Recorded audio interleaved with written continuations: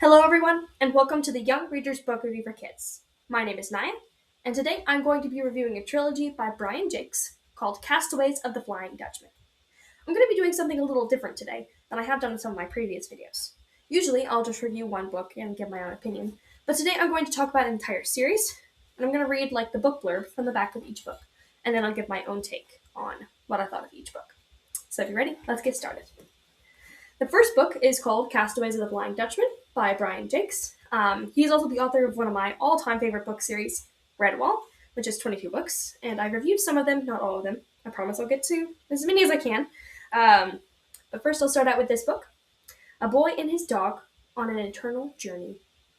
Neb and his dog Denmark are castaways from the legendary ghost ship, the Flying Dutchman, sent by an avenging angel to forever roam the earth in search of those in need. Now their perilous travels have led them to Chapelvale, a sleepy 19th century village whose very existence is at stake. Only by discovering the buried secrets and solving the ancient riddles of the village can it be saved.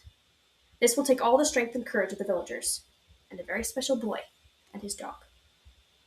Now, I liked this one better than I liked the other two books, and I'll get to those in a minute, but it was just a lot better. I loved Ben. I really did.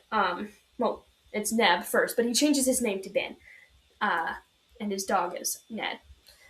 So basically, I'll start from the beginning. I'll start out with Neb.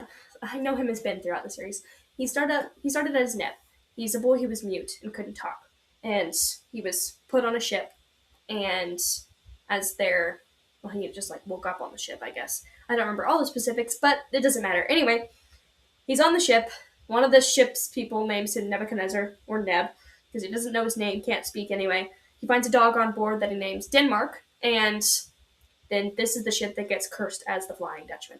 So, because he and the dog are innocent, the people on the ship are cursed, the Flying Dutchman, and Ben and Ned, or Neb and Denmark, are cast off the ship, and they're cursed to live forever, but they get to stay young forever. So throughout the series, this one starts out with that, but then it fast forward 200 years, and then the second book goes back to the 1600s, and then the next book goes to the 1700s. So this one starts in the 1600s, and then moves forward to the 1800s, I think. Yeah, that's right. And then the second book goes back to the 1600s, and then the 1700s again. So it's a little confusing, but they're cursed to live forever and stay young forever. So I feel sorry for them because, especially Neb, because he has to watch all his friends grow up and die, which is why he never stays in one place for long, because he doesn't want to see that happen. But anyway, so Nebuchadnezzar and Denmark, quite a mouthful, but they changed their names around to the backwards of Neb and Den. So it's Ben and Ned. So throughout the whole series, you know them as Ben, who's the boy, and Ned, who's the dog. And Ben can speak any language. That's one of his gifts, is that he can now speak. Instead of being mute, he can speak and talk any language. And Neb, the dog, Den, whatever his name is, Ned, it's very confusing when you get through all the specifics of the names. He can talk to any animal. So he can also communicate to Ben, so the two of them can talk telepathically, which I thought was neat. So that's the first book. Really good. And the second book is called The Angel's Command. So this one goes back in time, back to the 1600s. Ben and his Labrador, Ned, castaways from the legendary ghost ship, Flying Dutchman, swore never to go to sea again. But a mishap in South America lands them aboard a French pirate ship, with not one, but two villainous sea captains in pursuit. To make matters worse, Ben is still haunted by visions of Captain Vanderdecken, whose ghost seeks vengeance on the former cabin boy. And this is only the beginning of their adventures. So in this book, as it said, it takes place in South America, and he boards a ship with a sea captain, because it's his only way to get off the island. He got into trouble because he saved this captain from a risky bet, and so the captain took him aboard his ship, took care of him. In the end, they all die. It was sad, but it's how it went. And moving on throughout the story, it goes, he's on the ship with them, and the Flying Dutchman chasing after them, and the guy who had made the bet with the captain that Ben was with, lost the bet, then because Ben had pointed out that he had been cheating, the bad guy of the story.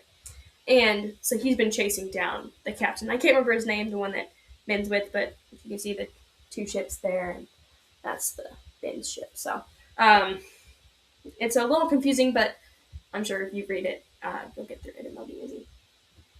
Finally, the third book. As I said, this is a trilogy, and this one is called Voyage of Slaves. And if that cover doesn't get you already, I feel sad for you. It is. I was like, oh, this is going to be such a good book because my brother had these first, and I got my own copies later on. And I was so excited to read the one with the shark on the cover. And then it turns out I liked the first book better, so yeah. I'll read the back of it to you. A rousing yarn filled with high seas adventure. Adrift in the Mediterranean Sea, Ben and his loyal dog, Ned, cursed by an avenging angel to roam the earth forever, fall into the clutches of the slave lord, Al Misurata. That is the beginning of a roaring adventure, ranging from the Libyan coast to the Italian border. Survival is a daily battle over land and sea, as Ben and Ned gain good friends and encounter ruthless enemies in their quest for freedom. At times, possessing nothing other than their wits, they must rely on each other to defeat the forces of evil. I found this book sad. Okay, it was very sad because Ben falls in love with a girl named Serafina. And of course, he's gonna stay young forever.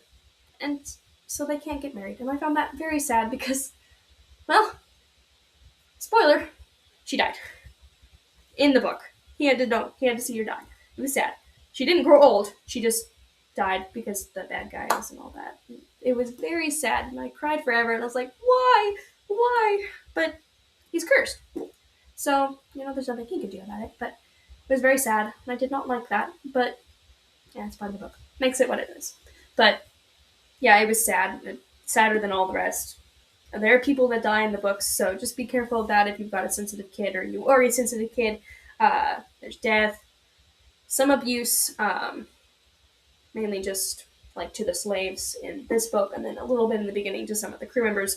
Drunkenness, betting, pirates. It's a high seas adventure series, so I did like them, but yeah, that was sad. And the thing I did like about this series was I was a little worried with Ben being like 300 years old or whatever, because he never grows up, that he would become like a very mature, but he still acted like a young boy of whatever age he was supposed to stay at, like whatever age he was when he was cursed.